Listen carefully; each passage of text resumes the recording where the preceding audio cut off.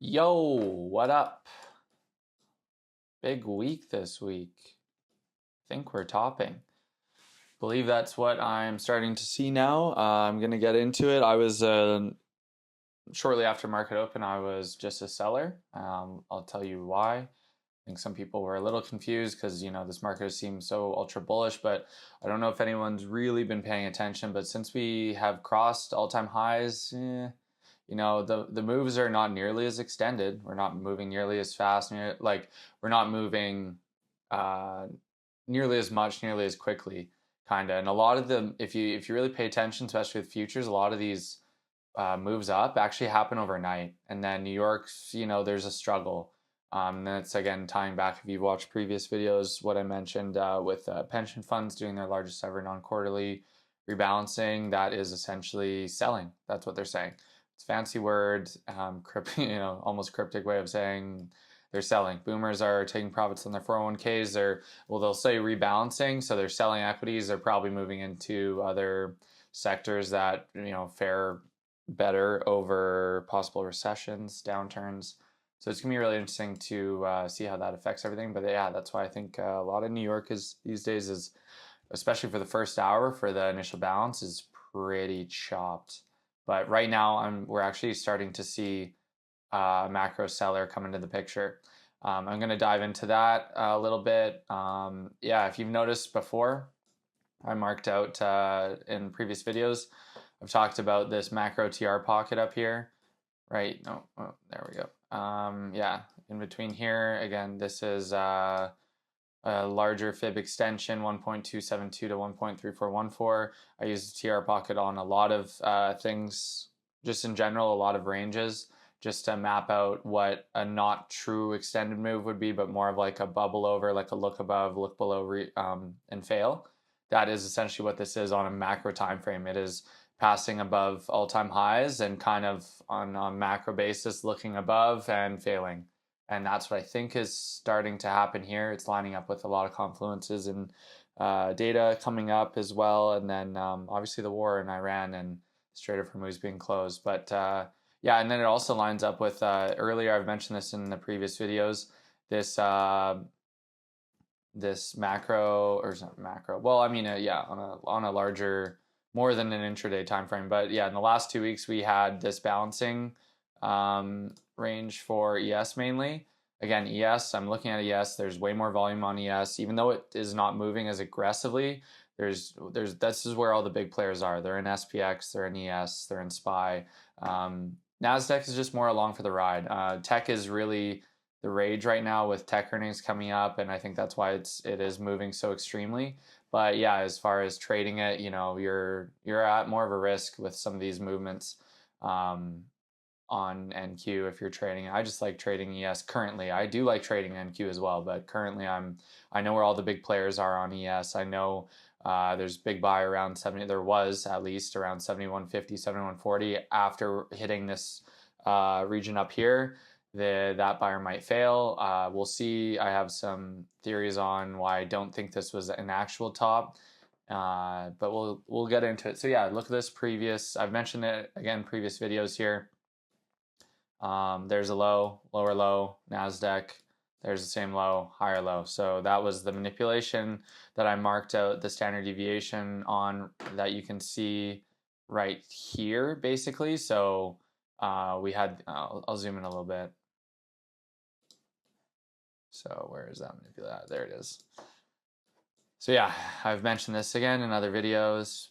But yeah, good reaction off the 2 standard deviation, then 2.5 kind of rejected, came back and tested that 71.40 buyer.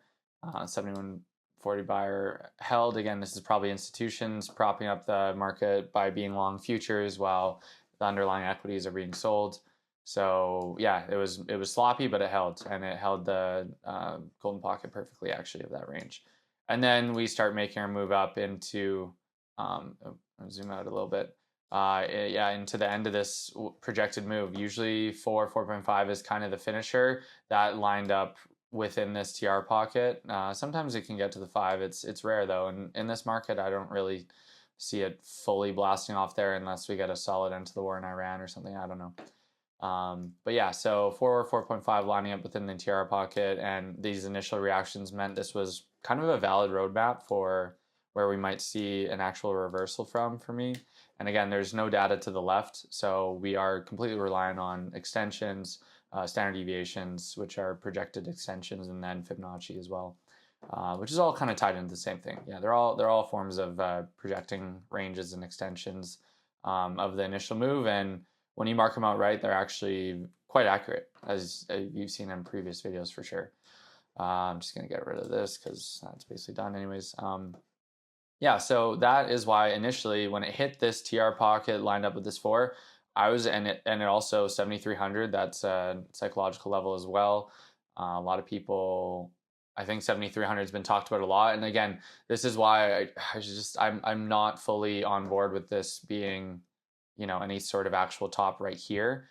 Initially, even on X, I was saying like, oh, here we go, this is the top, but there was initial good rejection, and then it just kind of like chopped back and forth. So there was still a lot of buying in here. Sellers were more aggressive and they were overpowering, which is why I was a seller from here. As soon as I saw that rejection and then retest and reoffer of 72.90 and then just continue down, I was like, okay, this seller's in control for the day. But now we're coming back and retesting this area. There was some pretty strong buying from 72.12 and 72.32 that I mentioned again in previous video. So I'll be really interested to see if that holds as support, at least in the interim.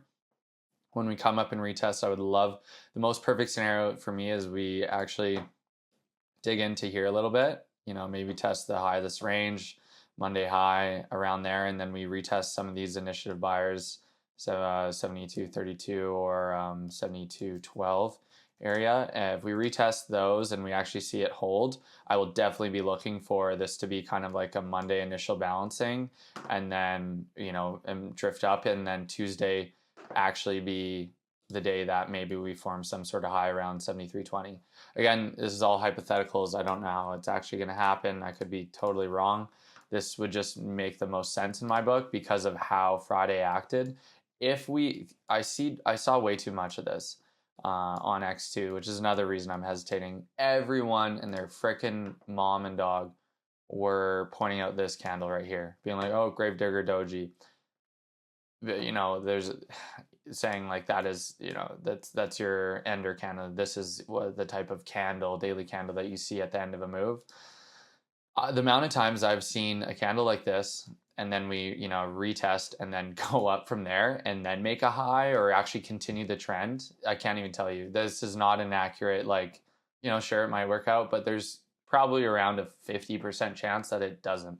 So this idea that candle pattern guys are being like, oh, there it is, there's a top. I've seen it I look at charts all the time. I've seen this way too many times for it to be, relying at all that is the sign kind of thing. I do like that it rejected from there. I think that's an initial good look. What would have made me way more confident is actually if this daily close closed under these highs. So if it closed under, what is that, 72.53, if it had closed under there, I would have been like, oh, okay, we might actually just come up and retest part of this wick and then go down there. Like that would be in a retest of I don't know, 72.80. I don't even know within there. Maybe this value area high right here. I don't know. But because we closed above that wick, that previous daily high, it just wasn't instilling with confidence. We've still closed outside this range. So that is still important, is that buyers were able to close it outside of the range of this previous day's candle. And if it had, what would have really instilled me in confidence is if we actually closed down here underneath this previous high over there earlier in the week. If we had closed under, that was a Monday high. I mean, this shows as Monday high. This was Asia session Monday, so you could kind of count it either way. Maybe like Asia session Monday, or almost you could count it as part of Tuesday. But regardless, if we had closed under there, that and made that, and made that kind of just, or like closed underneath here, and then come back and up and retested some area and gone down, that would have been more convincing for sure that was the high. And then also if you look, like these are weak highs. It might last for a little bit, I don't know, but you generally don't see this hold Look at that. This is just begging to be taken. At some point, I don't think it'll get taken right away. I think the market, what it's going to do, because again, all of X is talking about that daily finish. I was way too uncomfortable with the amount of people calling top that day at the same time as I was also looking for some type of topping process. I was like, ooh, I don't like that. I'd rather most people think that, oh no, we're still going to go higher, but still see the signs that we've topped, especially in order flow. But there's way too many people being like, oh, that was it. So I think they're going to bait sellers in here. I think they're going to bait it by coming in here, testing this area. I don't know where in here. Again, on order flow, you could, let's take a look. We're on the hourly. But yeah, there was 72.12 right there. Drawing on this kind of sucks, but 72.12 area right there. There's strong initiative buyer to break out of this range. And then I saw them kind of reinforcing those previous buys at 72.32. So I'll be really interested to see that would be really high for it to hold. I don't think so. The lack of volume down here tells me that this needs a little bit of balancing to then see where we're going to go, to either, this seller is actually for real and we're going to continue lower, and then maybe come up and retest, or just actually continue down. But yeah, 72.32, that would be impressive if it held. I don't know. We'll see. So yeah, what I'm picturing is, again, yeah, look at these highs too on NQ. Like, real is all relative equals. I know it's an ICT thing, and a lot of the times poor highs actually stay for a little bit because everyone is trying to trade towards them, and they just get murked trying to trade towards what they think is an obvious draw on liquidity. It will get hit eventually, just not as soon as they hope. But we'll see. Yeah, I'm looking for initial Monday balance to be somewhere in this region. Really bait sellers in early. And then I'm looking for, actually, we have a lot of earnings this week. We've got Palantir, we got AMD, we've got ARM. We have some good initial AI earnings that are happening right out of the gate. And I did see on options data, there's actually a lot of calls going in for a lot of these companies looking for beats on their earnings. I think that is a very surface level way to play it, and they might actually be hoping for more of a buy the rumor, sell the news. Like, they might actually sell those calls before the close prior to earnings, just because it's no longer really dependent on the actual earnings right now of these companies, because the earnings are still not getting anywhere close to the amount of capex being spent on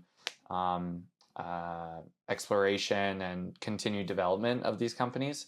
Like by some of the Mag 7, they're spending hundreds of billions of dollars in capex on this. So right now, no analyst is really expecting them to be like blowing away earnings. What they are expecting, I mean, NVIDIA obviously needs to always be solid, but these other companies, what they are expecting is they want to see some guidance from these AI companies on basically a roadmap ahead, what infrastructure there is being put in place to really start to develop heavy revenue from these AI sectors. They want to see how is all this capex going to start to translate into revenue. And currently, right now, yeah, there's nowhere close. Like, OpenAI is nowhere close. They're purely surviving off of outside investment. So yeah, they want to see some of these AI companies start to go, yeah, this is where we see things going. This is going to start to produce a lot of revenue, and this is really exciting. They want to see some of those reports in their guidance on the earnings call. If they don't see that guidance, if there's no clear roadmap for how they're going to start to translate this all into earnings, into revenue, then that, I think, will result in some downgrades from analysts, which would be a huge blow to tech, and would kind of, tech held up really well on Friday. ES was the main lagger and really started to sell. I think that's where the seller really appeared. Tech was holding this up a lot more than I think it otherwise would have. Yeah, and I think as soon as, we start to see any lag in earnings guidance from AI, then I think tech is really going to start to suffer, and then it'll come back down to reality, and then that'll be beginning of this whole show starting to end. We also do have, let's go previous week there, or well, this is this week. I was jumping a little ahead there. Jobs. We have a lot of jobs data coming up, so this is going to be very interesting to see what is possible. Is you actually do see good guidance from these AI companies, but it's going to come at the cost of jobs. So basically, there, another possible forecast is they say, oh yeah, this is going great. We're starting to see a lot of adoption from major corporations, but the downside of that, kind of the canary in the coal mine of that will be like, okay, there's so much adoption in the corporate world and white collar jobs that now these AI companies are starting to replace entire teams of people that they're just no longer needed. You now can have like one executive and a really, really strong, basically AI foundation that does the job of three assistants almost. And then in teams, you can reduce teams from 5 to 2 just because of AI adoption. So that will be great initially for the forecast for these AI companies starting to look better in revenue, but it would be really bad on the job front because that will mean, okay, we're going to start to really see a rise in unemployment. And if you take a look at the relationship between unemployment and yields, that the yield curve has been talked about a lot in previous years. I know this year is everyone expects it to operate exactly as it has previous years. There's a pretty wide scope of how the yield curve plays out in terms of predicting a recession after that. But the one thing that has never failed is when you see high yield curves. So again, we're talking about bond yields. So this would be like 10-year, 30-year, 5-year on U.S. bond yields. So if you see those yields rising, so bonds falling, yields rising, at the same time as you see a spike, and this is you're looking more at short-term yields versus long-term, but and you pair it with a short-term spike in unemployment. So with COVID, there was that obvious spike there. 2008, huge spike all of a sudden when there started to be mass layoffs because of the housing crisis. So when you saw that spike happen at the same time, that basically triggered the timer for roughly about a 3-month countdown. It was like anywhere from that sharp spike in unemployment mixed with the high yields, and then 3 months from then, that was basically you were at that point you were in a full-blown recession. So it is crazy that we are above all-time highs or previous all-time highs, and that's what we're staring down the barrel of, because that means this could actually be quite a significant correction, crash essentially. We'll see how it all plays out. It's going to be very interesting. But yeah, so we have jobs data throughout the week. We have so it makes sense with tech earnings for on Monday there to be a lot of call action on tech because of tech earnings for this week. So that could actually, save the market from really making a downturn. And if you're looking at it just from like a charting perspective, where are my favorite gaps? Oh, weird. Wonder where it went. Anyways, so if you're looking at this gap right here, and then I think that would also be on the daily too, right? Yeah, so we'd be going into a daily gap. So it might actually hold pretty well in there just because of tech earnings and a lot of call action and options, which will produce that's a lot of buying essentially. Call options is essentially it's leveraged buying of the underlying stock. So that could prop up Monday a little bit. Granted that there's no like news on the war or anything, and it might hold in this area, but at the same time, you'll have so many people who just previously called top. I think it'll just like bait a lot of shorts again. And then I think we'll have some type of push up into Tuesday or maybe middle of the week that will again, start to push out a lot of shorts being like, oh my God, we're about to get murked again. And we're going to come and retest this area and hopefully retest around 73.20 area around this 4.5 standard deviation within this TR pocket.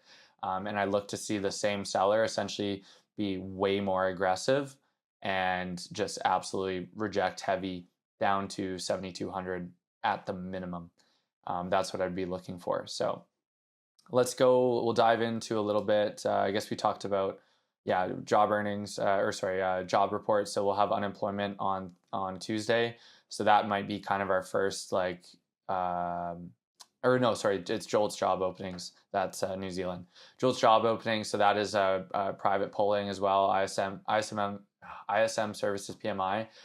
It's Producer Manufacturing Index. So that is essentially a measure of, is the economy expanding or contracting? And I think with the Strait of Hormuz being closed for as long as it has been, it is almost no doubt that the economy should be contracting because of a rising price of energy.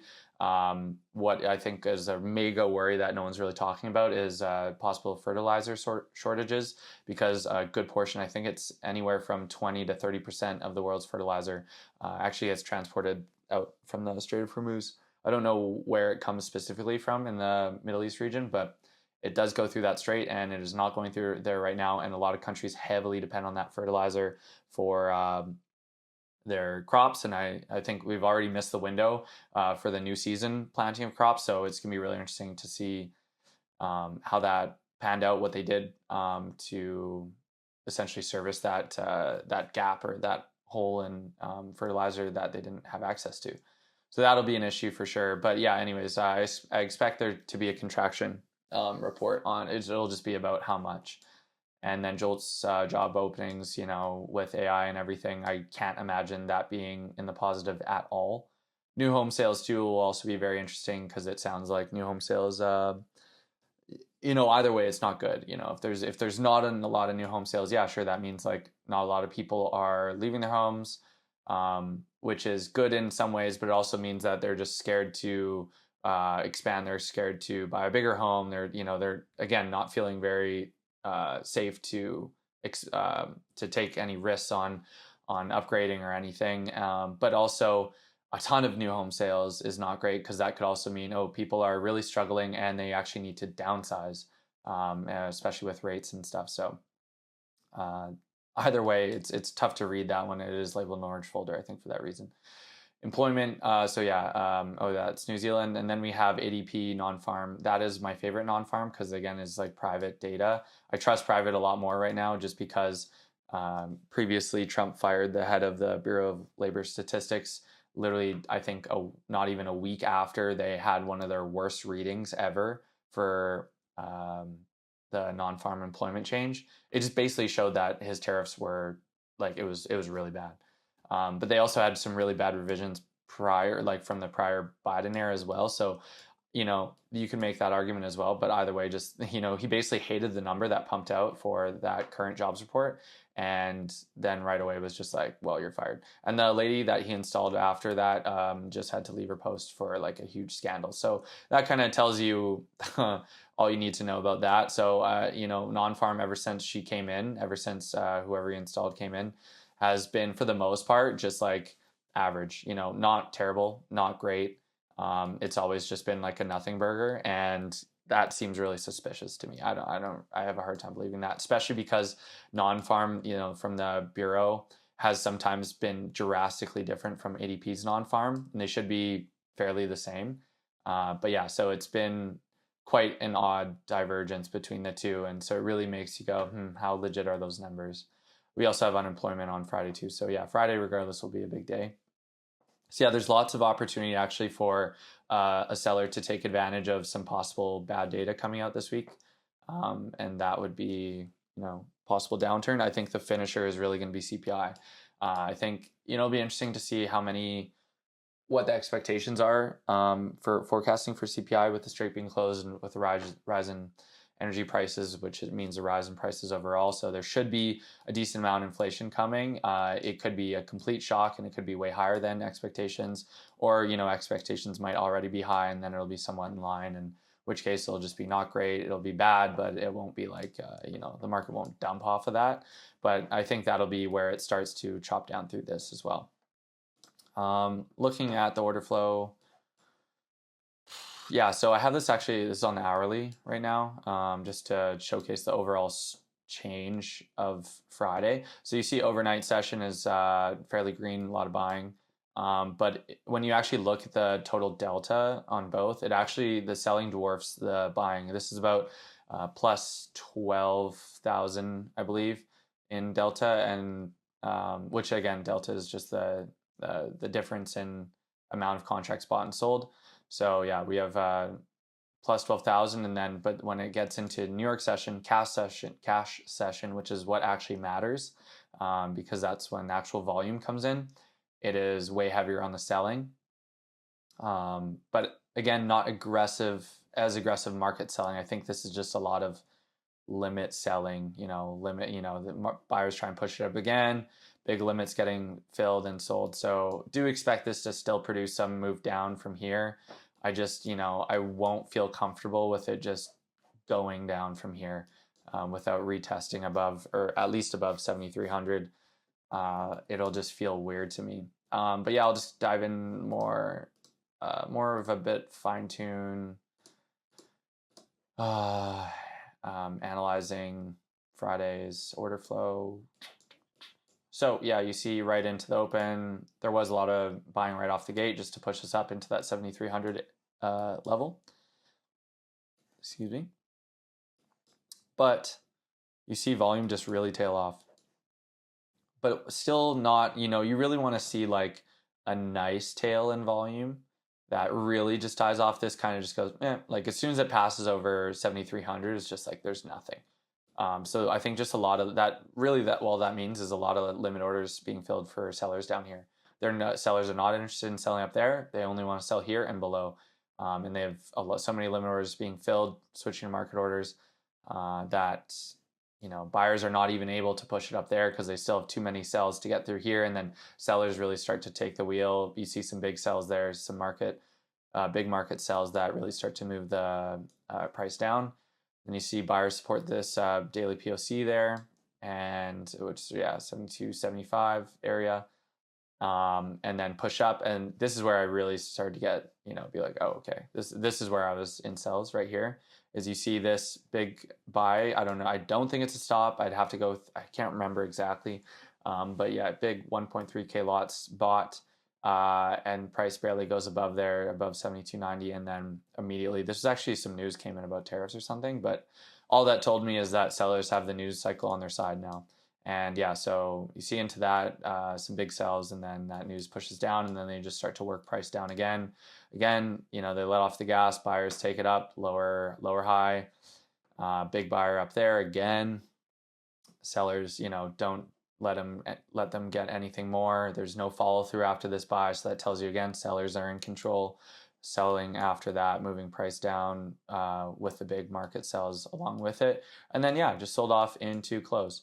But I found it very interesting. We got, as soon as we tested that level, as soon as we tested 72.40, which was I think near Friday's close, there's a big level for me that there was a lot of action at. Sorry, I didn't get a good sleep last night. So you saw immediately there's big sell, but price strong finish. Again, that's at close, so it's not really about how that finishes. It's about the action that happens right after that. So we will see. But yeah, my plan is for Globex Open today. Today's Sunday. We're about an hour and a half away from it. My plan is to just essentially watch and see how the open goes. I will only get active as a seller up here 73.20, or if I see some really strong buying around here we go. Let's zoom in here and show you what I was seeing at 72.32. Yeah, look at this. So this is, we've already surpassed that day on Friday. We had already surpassed the weekly highs there, and we saw continued big buying around this area. So that is just a previous buyer below, kind of reinforcing, saying, hey, we're planting our flag here, and we're gonna stay above me for the rest of the week, basically. So it'll be interesting to see if this buyer holds into the initial balance of this week. I do, look at such little volume traded around here. Strong initiation at 72.12 area. So I wouldn't be surprised if we actually come back and test around 72.15, maybe even down to 72.12. Again, if my theory is correct, and we're gonna balance around here and then come above and test kind of 73.20 area, and then fail from there. But yeah, I will be looking for sure to see if this area holds. If this area holds and I see a lot of buying around here, then maybe I'd consider a buy to the highs that I'm talking about. But now that we've hit this macro TR pocket right here, I kind of just want to remain a seller unless I see a strong contradiction on who I think is in control. So yeah, I'm expecting sellers to take it down here. I'm expecting them to kind of let off the gas, maybe that to be their initial test, and then you see buyers make one more push up. You see tech start to finally weaken again, the aftermath of those earnings and guidance, and then I'm looking for essentially the music to really slow down and start to stop over the next like month. But yeah, so I will only participate as a seller, 73.20 area, 72.12 if I see a lot of buying, into Monday lows maybe this week. If I see a lot of buying around there, maybe take it up to my 73.20, try and do a little connecting flight action. But it's either there or what I'll be looking for, if I'm wrong and there's no retest above here, and it just continues actually down through here. If we sell through this this daily gaps value area high, it's a previous macro mega buyer, because 7080 was previous contract, I believe, around 7040, and that was like, yeah, huge pivot, big macro buyer around there. Once they failed, the market really started to downturn. So I will be looking for this to be a major pivot again. If we can sell through here, close below on the daily, and then retest and reoffer, and I see a strong reoffer, I will be a mega seller there too. I think whenever that does happen, that when we come through here and we retest, and then especially if it's on like a Wednesday or a Thursday, Tuesday I would still take it, but Wednesday, Thursday, usually expansion days. If that happens on that day, oh my goodness, I will be looking for a big sell from there as well. So yeah, I'd like to be a seller there. I'd like to be a seller at 73.20. The only case I would buy at is retest of 72, kind of 12, 15 area, and I'd have to see a lot of buying on the tape, and them to really just be absorbing sells at that point, and then I would take it to that next high. And I could of course be wrong, and we could continue to move up. I'm just trying to. It's just hard for me to think, kind of with everything going on in the macro landscape, economics, but also like the data and this war going on. I think everyone is just I think retail is starting to get comfortable with wars, thinking that, nothing can really take down this market. And that is the exact kind of psychological mindset that market makers are hoping retail gets into before they really start to sell this market. Because then it's going to produce, again, I've talked about this in previous videos, usually I have these gaps auto marked out. I have to add that indicator back. I don't know what happened, but all these daily gaps right here, all these levels, you are going to see retail trying to buy the dips consistently from there. And in my mind, it's just going to keep selling through all of this, and then we're going to chop, and then we're going to roll off even further into 5K. That's what I'm anticipating. We will see. Just the stars seem to be aligning very well. I just, I'm talking to, even friends, family that are involved in the market, and they're just of the mindset of like, oh yeah, every day I just check, and my account just keeps going up, and it's just, they're just only seeing green right now. And when that happens, that is usually when the house of cards fails. So I will be looking for that to be mega selling. And yeah, like I was saying, I don't know if I finished talking about it.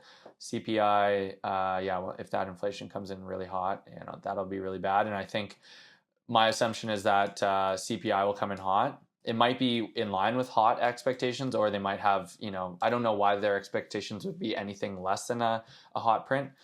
But if it is, and there's a shocker, that'll really take it down. If it's not, and if it's in line and they're going, well, we expect it to be bad, and it is bad, so the market might just stay kind of hold at that area a little bit, maybe tiny dip. I think what would then happen around, I think it's May 15th, you have Warsh takes control of, or comes in as the Fed chair. There's some misinterpretation around his ability to do anything with rates. Number one, his history has been always fairly hawkish. He said nothing but, the fact that he wants to shrink the Fed balance sheet. And I think the assumption that he's just going to lower rates because Trump wants him to it's so erred in so many ways. Number one, rates are voted on as a committee. One guy, just because he's the chair, cannot come in and just say, hey, we're lowering rates. That's not how it works. It's voted on by the entire committee. The last FOMC meeting showed a record dissent, so there's just not a lot of agreement among the committee.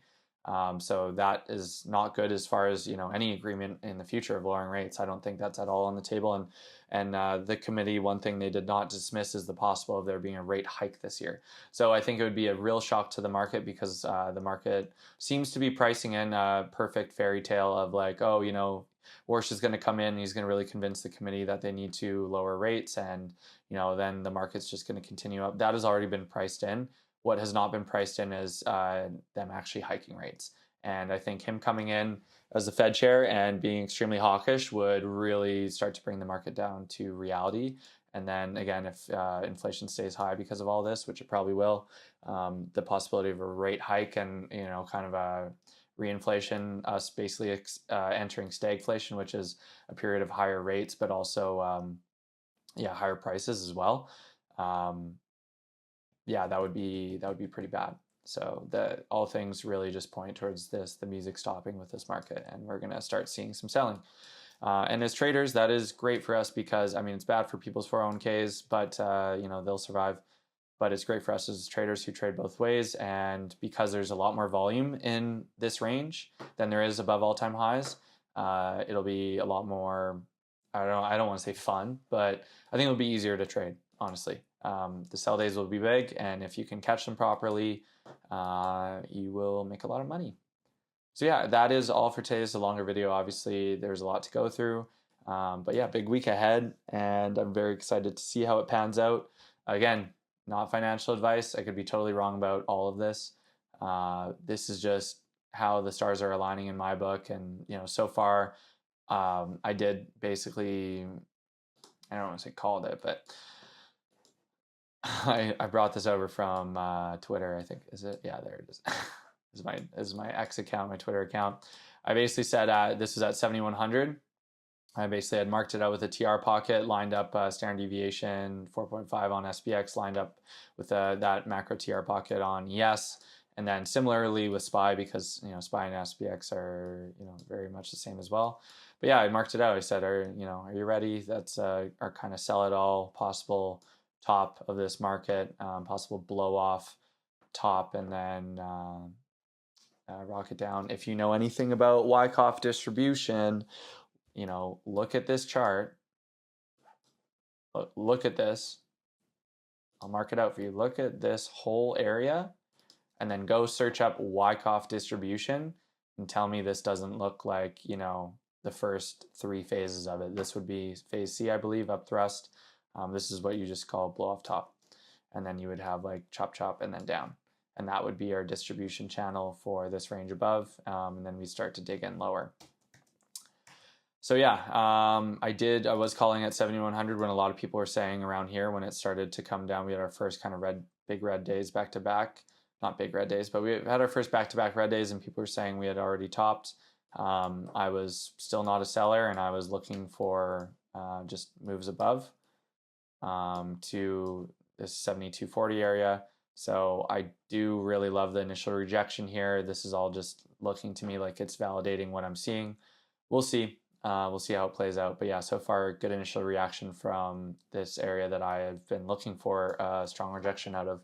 I'm looking for a macro seller to take over and start bringing this market back down to reality. Anyways, good luck this week. I hope everyone makes a bunch of money, and yeah, see you next time.